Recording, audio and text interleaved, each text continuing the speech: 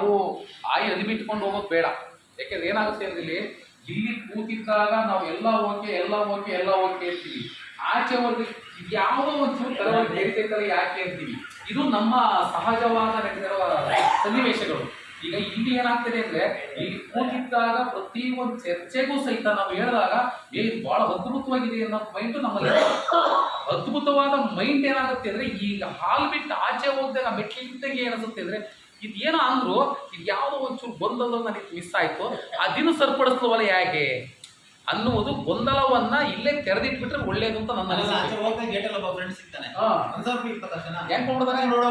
ಹೌದು, ಬರ್ತಾ ಇರುವ ಸನ್ನಿವೇಶಗಳು ಇದು ಏನು ಗೊತ್ತಾ, 10,000 ರೂಪಾಯಿ ಕಟ್ಟೋದನ್ನ ಯಾರು ಪ್ರಶ್ನೆ ಮಾಡ್ತಾ ಇಲ್ಲ ನಮ್ಮ ಜನ. ಒಂದು ಅರ್ಥ ಮಾಡ್ಕೊಳ್ಳಿ, 10,000, 5,000, 8,000 ಈ ತರ ಕಟ್ಟುವುದನ್ನ ಯಾರು ಪ್ರಶ್ನೆ ಮಾಡ್ತಾ ಇಲ್ಲ ಜನ. ಆದರೆ 100 ರೂಪಾಯಿ ಕಟ್ಟುವುದನ್ನ ಪ್ರಶ್ನೆ ಮಾಡುವ ಸ್ಥಿತಿ ನಮ್ಮ ಭಾರತ ದೇಶ. ಯಾಕೆಂದ್ರೆ ನಮ್ಮ ಭಾರತ ದೇಶದಲ್ಲಿ ಇದೊಂದು ನಮ್ಮ ಮೂಢನಂಬಿಕೆ ಏನಿದೆಯೋ ಇದು ಫಸ್ಟ್ ಬಿಡಬೇಕಿದ್ದನ್ನ ಬಿಡ್ಲಿಲ್ಲ ಅಂದ್ರೆ ಅದಕ್ಕೆ ನಮ್ಮ ಈ ಭಾರತ ದೇಶ ಏನಕ್ಕೆ ಮುಂದುವರಿತಾ ಇಲ್ಲ ಪ್ರತಿಯೊಂದು ಇದರಲ್ಲಿ ಅಂದ್ರೆ ಆಗೆಲ್ಲ ಬುದ್ಧಿವಂತರೇ ನಮ್ಮ ಭಾರತ ದೇಶದಲ್ಲಿ ಇರೋದು ಯಾವ ದಡ್ಡರಲ್ಲ, ಪ್ರತಿ ಬುದ್ಧಿವಂತರು. ಆಗ ಏನಾಗಿದೆ ಅಂದ್ರೆ ಬೇರೆ ದೇಶಗಳಲ್ಲಿ ಲೆಕ್ಕ ಹಾಕಬಿಟ್ರೆ ಅವರಲ್ಲಿ ಬುದ್ಧಿವಂತರು ಕಡಿಮೆ ಇದ್ದಾರೆ, ಆದ್ರೆ ಜಾಣತನ ಜಾಸ್ತಿ ಇದೆ ಅವರಲ್ಲಿ. ನಮ್ಮಲ್ಲಿ ಜಾಣತನ ಕಡಿಮೆ ಇದೆ, ಬುದ್ಧಿವಂತಿಕೆ ಜಾಸ್ತಿ ಇದೆ.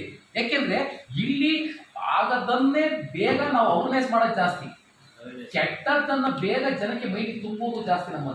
ನಮ್ಮಲ್ಲಿ ಯಾವಾಗ ಏನಂತಿದೆ ಇಷ್ಟದಕ್ಕ ಸುಮ್ಮನೆ ಕೆಲಸ ಇಲ್ಲ ಬಡ್ಕೊಂಡ್ರೆ ಅಷ್ಟೇ. ಅವರು 1,000 ನಿಂತ್ಕೊಂಡು ಬಂದರೆ ನಾವು ಕಳ್ತೀವಿ, ತಗೊಂಡು ಹೋಗ್ತಾರೆ.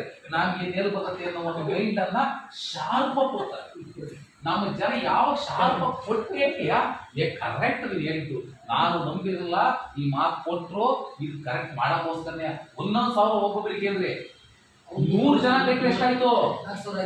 ಅಲ್ಲ, 100 ಜನ ಕೈಟ್ರೆ ಎಷ್ಟಾಯ್ತು? 1,000 ರೂಪಾಯಿ ದುಡ್ಡು. 4,000 ಬಂತಲ್ಲ, 4,000 ರೂಪಾಯಿ ನಿಮಗೆ ಕೊಡೋದು ಎಷ್ಟು? 450 ರೂಪಾಯಿ. ಇಷ್ಟೇ ಹೇಳೋದು ಜನ ನಮ್ಗೆ ಏನ್ ಗೊತ್ತಾ, 4,000 ರೂಪಾಯಿ ನಿಮ್ಮಿಂದ ಕಟ್ಟಿಸ್ಕೊಂಡಿದ್ದಾರೆ, ನಿಮಗೆ ಕೊಟ್ಟದ್ದು ಎಷ್ಟು? 450 ರೂಪಾಯಿ. ಅಲ್ಲಿಗೆ ಎಷ್ಟು ಬಂತು? ಒಂದೇ ಭಾಗ ಕೊಟ್ಟಿರೋದು, ಈ ಮಿಕ್ಕಿ ಭಾಗ ಅಲ್ಲ.